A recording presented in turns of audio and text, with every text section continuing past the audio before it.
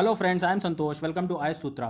दोस्तों, I hope you are all doing very well. आशा करता हूँ आप सब बहुत अच्छे होंगे। आज का जो मोटिवेशनल कोट है इसमें बोला गया है, the best way to predict the future is to create it. मतलब अगर आप किसी से भी लाइफ में बोलना चाहते हैं कि हाँ भाई, कल को फ्यूचर में मैं आईएएस बनूंगा, या फ्यूचर में मैं कैबिनेट सेक्रेटरी बनूंगा, या फिर कुछ भी फ्यूचर में आप एस्पायर करते हैं जो वो उससे बोल दीजिए और उसके बाद अपनी मेहनत में लग जाइए। और उस जो भी आपने बोला, जो भी अपनी एक प्रिडिक्शन करी कि हाँ भाई मुझे ये बनना है, और आप अपनी मेहनत से अपनी मेहनत करके वो चीज़ अचीव कर लेते हैं ना, तो ये इससे अच्छा कोई और तरीका नहीं हो सकता कि आप फ्यूचर प्रिडिक्ट कर सकें। तो ये था आज का मोटिवेशनल कोट। अब चलता हूं कोरोना न्यूज़ की तरफ। यहाँ पे अगर आप देखेंगे तो वर्ल्ड में 2,97,14,055 कोरोना पॉजिटिव पेशेंट्स निकल के आ चुके हैं। इसमें से अगर आप देखेंगे नंबर ऑफ डेथ्स की, तो टोटल नंबर जो है 9,38,367 लोग कोरोना वायरस की वजह से अपनी जान गंवा चुके हैं। उसके बाद 2,15,22,180 लोग के आसपास ये पूरे तरीके रिकवर होकर घर जा चुके हैं। टॉप कंट्रीज अगर आप देखेंगे तो टॉप पे यूएसए, दूसरे पे इंडिया, तीसरे ब्राजील, चौथे पे रशिया, पांचवे पे पेरू बना हुआ है। इंडिया में अगर आप देखेंगे तो रोज अब 90,000 से लेके 1 लाख के बीच पर डे केसेस आ रहे हैं। टॉप इंडिया में अगर आप देखेंगे तो अब ये हमारे देश में आंकड़ा जो है 50 लाख को पार कर गया है। इसमें से अगर आप देखेंगे 39 लाख के आसपास लोग पूरी तरीके ठीक हो चुके हैं, और 82,091 लोग कोरोना वायरस की वजह से अपनी जान गंवा चुके हैं। टॉप स्टेट्स की अगर आप बात करें तो महाराष्ट्र, फिर आंध्र प्रदेश, फिर तमिलनाडु, कर्नाटक, उत्तर प्रदेश, ये टॉप 5-6 स्टेट्स हैं। इनके बारे में आप आइडिया रखिएगा। उसके बाद यहाँ पे बात की जा रही है क्रॉप डाइवर्सिफिकेशन। GS3 मेंस का एक बहुत ही इंपॉर्टेंट टॉपिक बन जाता है। यहाँ पे बात की जा रही है हर खेत को पानी इनिशिएटिव, जो कि प्रधानमंत्री कृषि सिंचाई योजना के तहत आता है। इसमें बेसिकली बात की जा रही है कि आने वाले जो कुछ सालों में कैसे ये हर खेत को पानी दिया जाएगा। अगर आप देखेंगे हर साल लगभग ग्राउंड वाटर जो है वो गिरता ही जा रहा है। लगभग 1 मीटर के आसपास ये कम हो गया है, क्योंकि जो पैडी कल्टीवेशन मतलब राइस कल्टीवेशन जो होता है उसमें बहुत ज़्यादा पानी का इस्तेमाल होता है। तो आप सोच सकते हैं कि इसीलिए जो आप देखेंगे इजराइल जैसे देश अब जहाँ पे पानी नहीं आता है वो जो है ड्रिप इरिगेशन को तो फोकस कर रहे हैं, और वही चीज़ अब इंडिया में भी काफ़ी ज़्यादा फोकस करा जा रहा है। सरकार भी चाह रही है कि लोग जो है इस पैटर्न को फॉलो करें, ड्रिप इरिगेशन के माध्यम से अपने खेतों की सिंचाई करें। स्पेशली अगर आप देखेंगे उत्तर प्रदेश, मध्य प्रदेश, तमिलनाडु, तेलंगाना, कर्नाटक, उड़ीसा, पंजाब, ये सारे स्टेट जहां पे सबसे ज़्यादा वीट और राइस की पैदावार देखी जाती है, इसमें पानी का बहुत ज़्यादा ओवर एक्सप्लॉइटेशन देखा जाता है। मतलब बहुत जितनी ज़रूरत नहीं है पेड़ को, उससे ज़्यादा पानी दे दिया जाता है, जिस वजह से एक तरीके का पानी का वेस्टेज बहुत ज़्यादा होता है। बहुत सारा पानी इवेपोरेट हो जाता है जिसकी कोई ज़रूरत भी नहीं होती, और वो आप इस एक तरीके से बोल सकते हैं कि ख़राब हो जाता है पानी, उसका कोई भी मतलब नहीं निकलता। जितनी ज़रूरत है आप सिर्फ उतनी खेती करिए, उतना ही पानी दीजिए फसलों को, तो वो काफ़ी ज़्यादा फ़ायदेमंद होगा और उतना ही पर्याप्त भी होगा। आप देखिए यहाँ पे इसमें फ़ोटो में दिखाया जा रहा है कि जो कैसे एक ही खेत में कितने सारी चीज़ें जो है बुआई करी गई है। सबसे पहले देखिए मेज़, उसके बाद यहाँ पे पल्सेस लगाई गई हैं, मैरीगोल्ड जो फ्लावर आता है जिसे आप गेंदे का फूल बोलते हैं, उसके बाद यहाँ पे दूसरे कुछ ग्रीनरी लगाई गई। तो इस तरीके से आप एक ही खेत में जितनी ज़्यादा डाइवर्स क्रॉप करेंगे उतना ही ज़्यादा एक तरीके का मल्टी क्रॉपिंग होगी, और आपका खेत उतना ही ज़्यादा अच्छा चलेगा। हरियाणा मॉडल की बात की जा रही है, इसमें पानी को बचाने के लिए बेटर इम्प्लीमेंटेशन की बात की जा रही है। क्रॉप डाइवर्सिफिकेशन, ज़्यादा से ज़्यादा एक ही खेत में पेड़ लगाइए अलग अलग विविध तरीके के, जिससे कि आपका पूरा जो पानी है वो यूटिलाइजेशन देखने को मिले। मान लीजिए एक पेड़ कम पानी उसको चाहिए, एक पेड़ को ज़्यादा चाहिए, तो वो एक बैलेंस बना रहे। हरियाणा में कुछ ऐसा ही एक प्रोग्राम चलाया जा रहा है जिसमें बोला जा रहा है मेरा पानी मेरी विरासत स्कीम करके। इससे ये बेसिकली एनकरेज करता है फार्मर्स को कि वो चेंज करें अपने जो जिस पैटर्न पे चल रहे हैं, कल्टीवेटेड क्रॉप प्रेफरेंसेज जो उनकी हैं पैडी में, पैडी फील्ड जैसे कि राइस फील्ड हो गई, वाटर इंटेंसिव क्रॉप जो कि पानी बहुत ज़्यादा लेती हैं। उसके बाद आप देखेंगे मेज़, कॉटन, मिलेट्स, पल्सेज, ये सब भी काफ़ी ज़्यादा पानी जो एब्जॉर्ब करते हैं। अगर ये सब एक ही पेड़ में मतलब मल्टी क्रॉपिंग अगर देखने को मिलेगी तो काफ़ी ज़्यादा किसानों को फ़ायदा होगा। साथ ही साथ पानी भी जो है एक ही बार पानी लगाने से कई फ़ायदे देखने को नज़र आएंगे। फार्मर्स जो हैं वो जो स्विच कर रहे हैं पैडी से अदर क्रॉप्स पे, उनको प्रोवाइड करा जाएगा 7,000 रुपीज़ पर एकड़ डाइवर्सिफिकेशन कॉस्ट सपोर्ट। मतलब एक ही पेड़ में, एक ही खेत में ज़्यादा से ज़्यादा पेड़ लगाने की बात की जा रही है। किसानों को इस चीज़ के लिए प्रोत्साहित किया जा रहा है, जिसके लिए उन्हें 7,000 रुपये महीना दिया भी जा रहा है पर एकड़ के हिसाब से। अगर आप देखेंगे इन blocks with ground water level जहाँ की डेप्थ 35 मीटर या उससे ज़्यादा है, वहाँ पे उनको अलाउ नहीं किया जा रहा है कि अब वो पैडी क्रॉप ग्रो कर सकें। तो ये सारी कवायद करी जा रही है जिससे कि बेसिकली पानी का जो ओवर एक्सप्लॉइटेशन है वो रोका जा सके। Apart from procurement by government at minimum support price, 85% की सब्सिडी भी प्रोवाइड करी जाएगी। इंस्टॉलेशन अगर लोग इंस्टॉल करेंगे ड्रिप इरिगेशन की तरफ, जो मैंने आपको स्टार्टिंग में बताया था, ड्रिप इरिगेशन मतलब बेसिकली एक ड्रिप इरिगेशन आप समझ सकते हैं, जैसे ये खेत है, यहाँ पे पेड़ लगे हुए हैं, तो यहाँ पे एक बेसिकली एक पाइप लाइन डाल दी, उससे बूंद बूंद करके पानी गिरता रहता है, बूंद बूंद करके, बहुत छोटी बूंद पानी, तो जितना पानी पेड़ को चाहिए सिर्फ उतनी ही पानी की ज़रूरत होती है, उतना ही पानी प्रोवाइड किया जाता है, जिससे काफ़ी ज़्यादा पानी की बचत होती है और जो ग्राउंड वाटर लेवल है वो भी काफ़ी ज़्यादा मेंटेन रहता है। तो इसी ड्रिप इरिगेशन को बढ़ावा देने के लिए 85% की सब्सिडी दी जा रही है। लेकिन अगर आप देखेंगे डाइवर्सिफिकेशन के जो बेनिफिट्स हैं उसमें लगभग आप देखेंगे 100% जो कॉस्ट है वो कवर नहीं करी जा सकती। तो कहीं ना कहीं ये बैकग्राउंड जो बैकड्रॉप आप बोल सकते हैं, फार्मर्स को जो है वो फार्मर्स को प्रोवाइड कराया जाना चाहिए डाइवर्सिफिकेशन क्रॉप्स अप टू ₹25,000 पर एकड़ देना चाहिए, जिससे कि वो ज़्यादा से ज़्यादा एक ही खेत में ज़्यादा से ज़्यादा पेड़ लगा सकें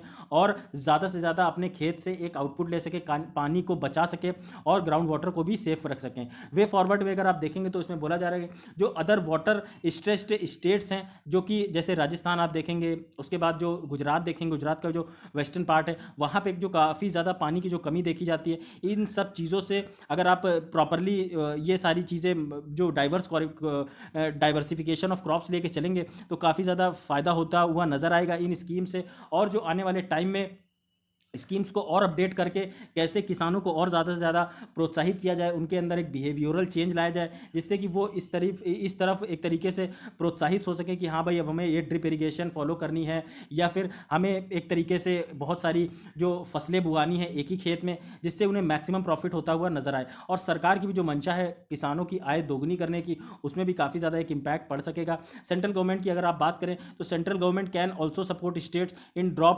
crop diversification and other means of resources that can reduce water stress. तो ये सारी चीज़ें हैं जो सरकार कर सकती है, किसानों को भी फायदा होगा और सरकार को भी आने वाले टाइम में जो लॉन्ग टर्म जो इफेक्ट्स हैं क्लाइमेट के, उससे भी देखने को एक पॉजिटिव आउटकम देखने को मिलेगा। आज यहाँ पे बात की जा रही है जो बेसिकली ये पूरा हमारा सोलर सिस्टम है, इसमें अगर आप देखेंगे तो सारे प्लैनेट्स दिखाए गए हैं। सबसे पहले आता है मरकरी, वीनस, अर्थ, मार्स। स्पेशल फोकस दिया जाएगा आज वीनस पे, तो कुछ इंपॉर्टेंट न्यूज़ है वो मैं बताऊंगा अभी आपको। फिर उसके बाद मार्स और जुपिटर के बीच में ये जो एक बेल्ट पड़ती है, इसे बेसिकली बोलते हैं एस्ट्रॉइड बेल्ट। उसके बाद सैटर्न आता है, सैटर्न ही एक ऐसा प्लैनेट है जहाँ पर रिंग्स दिखाई देती हैं। उसके बाद यूरेनस है, उसके बाद आप देखेंगे नेपच्यून, प्लूटो को हालांकि अब जो इसका दर्जा था जो एक तरीके के प्लैनेट का, वो दर्जा ले लिया गया है। उसके बाद आती है क्यूपियर बेल्ट, और ये फिर दूसरे कुछ प्लैनेट हैं आइरिस वगैरह, इनके बारे में आइडिया रखिएगा। इसके बाद भी एक आता है उल्टी करके, वो पूरी जो बेल्ट होती है उसको बोलते हैं, बहुत ठंडा जोन होता है वो। इसमें अभी आप देखेंगे तो जो वीनस है, वीनस को अर्थ सिस्टर प्लैनेट इसे बोलते हैं। अभी कुछ देखा गया है, यूरोपियन स्पेस एजेंसी के कुछ मिशन इसमें लॉन्च किए गए हैं, जैसे कि आप देखेंगे वीनस एक्सप्रेस, जिसने कि एक तरीके के उनके जो बेसिकली जो एक तरीके के क्या बोलते हैं उसको, नाम नहीं मेरे को याद आ रहा है, टेलीस्कोप, जो बड़ी टेलीस्कोप, उसको नाम नहीं याद आ रहा है, वो टेलीस्कोप से यहाँ पे देखा गया है कि ओजोन के साइंस मिले हैं जो कि 3 ऑक्सीजन एटम से बने हुए हैं। इसे कंसिडर किया जा रहा है एज अ बायोमार्कर कि वहाँ पे जो एक लाइफ होने का एक प्रमाण हो सकता है। वीनस में अगर आप देखेंगे 2011 के अंदर नासा ने भी एक मिशन भेजा था, तो जो आप देखेंगे काफ़ी ज़्यादा इसमें आने वाले टाइम में वीनस में एक तरीके के मिशन भेजे जाते नजर आएंगे। मार्स में काफ़ी बार भेजा जाता है। वीनस चूँकि सन के ज़्यादा करीब है इसलिए इसको इतना ज़्यादा ध्यान नहीं दिया जाता है, लेकिन आने वाले टाइम में जिस तरीके से इसमें डिस्कवरी होती हुई नज़र आ रही है, काफ़ी ज़्यादा इसमें एक तरीके से मिशन से भेजे जाएंगे और जिससे ज़्यादा और वीनस के बारे में पता चल पाएगा। तो ये इस बारे में आप आइडिया रखिएगा। फिर यहाँ पे बात की जा रही है जो डिसेबल्ड हमारे देश में कम्युनिटी हैं, जो जिन लोगों के पास किसी का हाथ टूटा है, किसी का मान लीजिए किसी के हाथ नहीं है, किसी के पैर नहीं है, किसी के आँख नहीं है, किसी के कान से सुनाई नहीं पड़ता, किसी का या कोई भी दूसरा अंग जिसे आप नहीं है तो उसे दिव्यांग बोलते हैं। तो उसके हिसाब से कैसे हमें जो है अपनी जो लाइफ है उसको एक्लेमेटाइज करके चलना चाहिए। जो हम पब्लिक ट्रांसपोर्ट यूज़ करते हैं वहाँ पर उनको एक सुविधा होनी चाहिए, रेलवेज़ में, एयरप्लेन में, हर जगह उनको एक एक्स्ट्रा लेवल की सुविधा सुविधा प्रोवाइड कर सकते हैं, एजुकेशन लेवल पे, हेल्थ लेवल पे, हर उस जगह जहाँ पे वो डिप्राइव्ड होते हैं, जहाँ पे उनको प्रॉपर सुविधाएं नहीं मिल पाती हैं, उनको हमें चाहिए कि एक इक्वल जो है प्लेइंग फील्ड प्रोवाइड करें, जिससे कि वो भी अपने आप में जो बनना चाहते हैं लाइफ में वो चीज़, वो अपने गोल्स अचीव कर सके। यहाँ पे बोला गया है doing right by disabled professional still considered more favour than offering them right to full inclusion. मतलब अभी भी लोग जो है वो उनको बेचारी की दृष्टि से देखते हैं कि यार अरे बेचारा अंधा है, बेचारा लंगड़ा है, बेचारा लूला है, बेचारा सुनाई नहीं पहरा है, जो ऐसी ऐसी जो नज़रों से देखते हैं, ये कहीं ना कहीं गलत बात है। अब जो चीज़, जो इंसान है वो किसी डिफॉर्मिटी से पैदा ही हुआ है, मान लीजिए उसको उसका हाथ नहीं चलता है या फिर उसका वो आंख से देख नहीं सकता, तो ऐसा थोड़ी ना है कि वो उस कुछ कर नहीं सकता, बिल्कुल कर सकता है। जिन लोग भी लोग ऐसे होते हैं डिसेबल्ड सेक्शन जिसमें आप बोलते हैं, उनको जो भी, जैसे आप कोई है बंदा जिसको आंख से दिखाई नहीं पड़ रहा है, तो उसके कान जो है वो आंख का काम करते हैं, वो ज़्यादा अच्छे से सुन सकते हैं और बहुत ही बारीक से बारीक चीज़ सुन के अपना एक जो एनालिसिस है वो कर सकते हैं, जिससे कि उन्हें आँख की कमी महसूस नहीं होती। इसी तरीके बोला जा रहा है कि जो डिसेबल्ड पर्सन होता है वो एक तरीके की world designed for able bodied on learn persons to put a lot of indignities and others would consider unacceptable। तो यही बात बोली जा रही है कि जो चीज़ आप नॉर्मली, जो इस इंसान के पास सारे अंग हैं वो चीज़ नहीं कर सकता, वो चीज़ एक डिसेबल्ड पर्सन कर सकता है। तो आप सोच लीजिए उनको कितनी चीज़ें एक्स्ट्रा वो मिल जाती है। मान लीजिए कोई अंग नहीं है जिसकी वजह से, अगर किसी का लेट से कि पैर नहीं है ना, तो अगर आप उसका हाथ देखेंगे कभी ध्यान से तो उसका हाथ बहुत मजबूत नज़र आएगा। ऐसा ही मेरा एक दोस्त हुआ करता था जिसके पैर नहीं थे, वो पैर से अपंग था, लेकिन उसका हाथ जो था ना वो इतना, उसकी कलाइयाँ आप देखिए, उसका हाथ जो देखिए, जो बड़े बड़े बॉडी बिल्डर्स होते हैं उनके हाथ क्या होते होंगे वैसे, इतना बड़ा उसका डोला हुआ करता था। इनफैक्ट है अभी भी। तो वही बोला जा रहा है कि उसके हाथ में इतनी ज़्यादा भगवान ने ताकत दे दी थी कि वो, उसको पैर की एक तरीके से ज़रूरत ही नहीं पड़ती थी, वो हाथ से ही सारे वो काम कर लेता था जो कोई पैर से कर पाता। तो यही चीज़ बोली जा रही है कि उनको नेचुरली जिस भी वो हालात में है उनको एक्सेप्ट करने की ज़रूरत है। हमारा देखेंगे everyday pain of being excluded from the whole host of normal life activities, सभी काम वो कर सकते हैं जो भी एक आम इंसान कर सकता है। Challenge of having constantly find ways of living with equal productivity, dignity and others, उनको भी अधिकार है कि वो पूरी तरीके बराबरी से, जैसे एक आम इंसान रहता है वैसे उनको भी रहने का अधिकार है। वो सारी जो चीज़ें हैं उनके लिए बनी हुई हैं वो सब वो भी यूज़ कर सकते हैं और अच्छे से लाइफ में जो भी चीज़ अचीव करना चाहते हैं अचीव कर सकते हैं। वहीं अगर आप देखेंगे exist a massive gap between blind legal professionals when provided appropriate tool resources are capable of achieving. अभी अगर मैं आपको रिसेंट एग्जांपल दूं, एक आँख से देख नहीं पाता था बंदा तमिलनाडु का, उसका आईएएस उसने क्वालिफाई किया 9th अटेम्प्ट में। ऑल इंडिया रैंक शायद उसकी अंडर 50 है, मेरे को एग्जैक्ट नहीं याद है, लेकिन एक उसका इंटरव्यू मैंने देखा था। आम लोग जो बोलते हैं, जैसे आप देखेंगे वो जो उसकी फ्लुएंसी सी बोलने में, जिस फ्लुएंसी से वो बोल रहा था अपनी मदर टंग में और इंग्लिश में, 3-4 लैंग्वेज बहुत ही ज़्यादा अच्छे से वो बोल पा रहा था। और जिस तरीके से उसका फिर मैंने इंटरव्यू देखा, इंटरव्यू में उसने जो दिया है उसमें बहुत ही, मतलब आप अगर आप कभी, मैं उसकी लिंक प्रोवाइड कर सकता हूँ आपको, अगर आप देखना चाहें तो आप वहां से इंस्पिरेशन ले सकते हैं कि जब ये बंदा इतनी मेहनत करके 9 अटेम्प्ट दे के अपनी लाइफ में अपना गोल अचीव कर सकता है, तो भगवान ने आपको तो सारे हाथ दिए हैं, पैर दिए हैं, आंखें दी हैं, कान दिए, हर एक चीज़ वो दी है जिससे आप लाइफ में जो भी कुछ अचीव करना चाहते हैं वो अचीव कर सकते हैं। तो यही चीज़ बोली जा रही है कि लाइफ में जो उनको कम आंका जाता है वो कम आंका जाना गलत है, उनको नहीं उस तरीके से देखना चाहिए। जो 2 फंडामेंटल इश्यूज़ हैं जिसमें कि आप देखेंगे prevent the disabled from leading life of equal dignity and productivity, तो यही बात मैं आपको समझा रहा था। एन एक्सक्लूशनरी माइंडसेट, एक बिल्कुल अच्छा माइंडसेट के साथ आपको किसी भी ऐसे दिव्यांग को देखना चाहिए और उसको जितना भी आप ज़्यादा एक पॉजिटिविटी से सपोर्ट कर सकें वो और अच्छी बात होगी। Inability to recognise the disabled as right bearing citizens, यहाँ पे बोला जा रहा है entitled to demand fair and equal treatment from every service provider, public और प्राइवेट। तो इनको सभी जगहों पे एक बराबरी की सारी सुविधाएं दी जानी चाहिए, चाहे वो पब्लिक ट्रांसपोर्ट हो या फिर एजुकेशन हो, हेल्थ सेक्टर हो, जहाँ पे भी उनको अगर वो मतलब केपेबल हैं तो उनको हर वो सुविधा दी जानी चाहिए। एक्सक्लूजनरी एक माइंडसेट होना चाहिए। तमिलनाडु में अभी जो ये देखने को मिला, ये कहीं ना कहीं ये एक बहुत ही एक्सक्लूजनरी माइंडसेट की वजह से काफ़ी जो इसके नेगेटिविटी देखने को मिली, अभी बोला गया जो सिविल जज की जो वहाँ पोस्ट है, अगर कोई भी बंदा 40 to 50% ब्लाइंड है तो उसको वहाँ पे अलाउ नहीं किया जाएगा सिविल जज बनने से।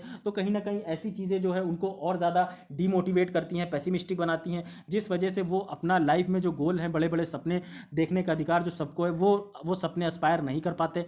इसलिए it is accepted that the claim that impaired vision makes it impossible to perform functions required for judicial officers. ऐसा बोला जा रहा है कि मतलब जो अंधे लोग होते हैं, जिनको दिखाई नहीं पड़ता, वो जुडिशियल जो काम होते हैं, जुडिशियल ऑफिसर्स के काम जो होते हैं, वो नहीं परफॉर्म कर पाते। इस वजह से ये दलील दी गई है तमिलनाडु गवर्नमेंट के द्वारा कि वो नहीं जज बन सकते। जबकि ब्लाइंड पर्सन जो होता है उसके आज की डेट में सारी वो सुविधाएं हैं, जो ब्रेल लैंग्वेज है उस लैंग्वेज से वो हर वो चीज़ पढ़ सकता है, समझ सकता है और वो अपने डिसीजंस अपने हिसाब से दे सकता है। और जब आप आईएएस बना सकते हो, जब एक मतलब आंख से अंधा इंसान आईएएस बन सकता है, तो फिर वो क्यों नहीं हर वो लाइफ में हर वो चीज़ अचीव कर सकता है। लेकिन नहीं अलाउ किया गया जिस तरीके से तमिलनाडु गवर्नमेंट के द्वारा। ये कहीं ना कहीं एक आप बोल सकते हैं ये पेसिमिस्टिक अप्रोच है वहाँ की गवर्नमेंट की, जबकि उसे कुछ ऐसा बेहतरीन डिसीजन देना चाहिए कि 50 से आप 60% ब्लाइंड हैं तो भी आपको सिविल जज बनने का पूरा मौका मिलेगा। इस तरीके से अगर आप चीज़ें करेंगे तो काफ़ी ज़्यादा लोग एस्पायर होंगे, बड़े सपने देखेंगे और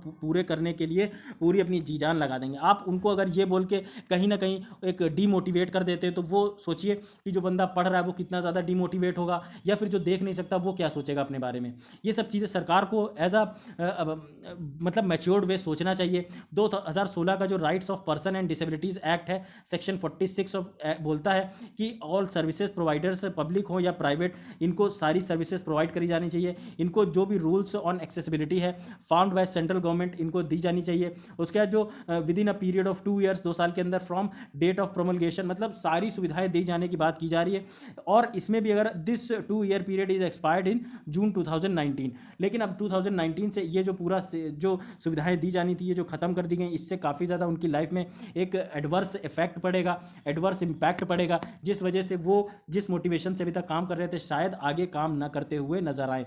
तो कहीं ना कहीं सरकार को चाहिए कि एक मैच्योर्ड वे में सोचे, क्योंकि सरकार का काम होता है कि हर इंसान के बारे में सोचे, चाहे वो गरीब हो, डिसेबल्ड हो, अमीर हो, मिडिल क्लास हो, कोई भी हो, सबके बारे में उनको सोचना है, सबके बारे में उनके लिए उनको पॉलिसी बनानी है, सभी को उन्हें आगे बढ़ाने के लिए चलना है। तो ये था दोस्तों आज का total lecture. I hope you like this video. अगर आपको मेरा लेक्चर पसंद आता है तो लाइक, कमेंट, शेयर, सब्सक्राइब करना बिल्कुल मत भूलिए। Thanks a lot for watching this video once again.